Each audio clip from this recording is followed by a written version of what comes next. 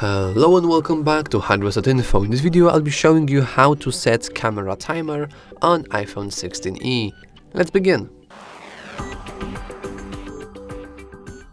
So all you want to do is simply go to your camera.